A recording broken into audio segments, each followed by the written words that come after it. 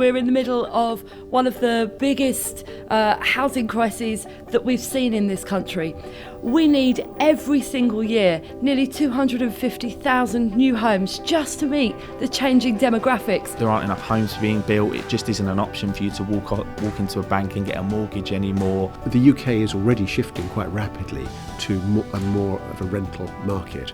Half of the people who live in private rented homes are over 35, and yet everybody who lives there can be thrown out with 2 months' notice. They've got no control, no predictability over the rents that they have to pay, and houses in that sector tend to be of poorer quality. We need a lot more flexibility in terms of the financial offers that we give people to make them more accessible, to make them more inclusive. For me, the divide in this country is between people who have and people who haven't, rather than people of different ages. I think I didn't really understand until I started doing this job how important housing was for young people.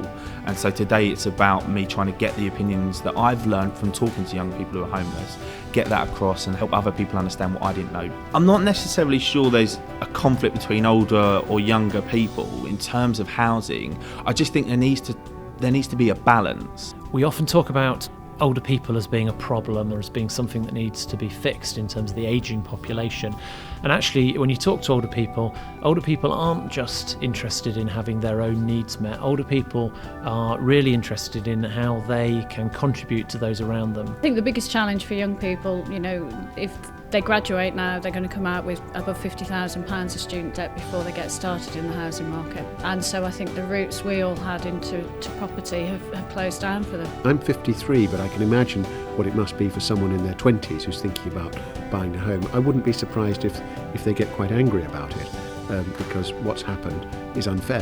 One of the consequences is that people are having to buy property that is much too small for them, but they're having to live a long way from where they work. There's definitely a perception issue from young people about what they feel about older people, and older people may possibly be scared about young people.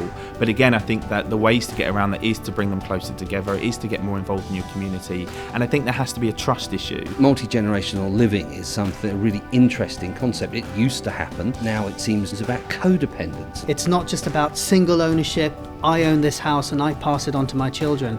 We need to look at more shared forms of ownership. I think we're still operating on a model that belongs in the previous century.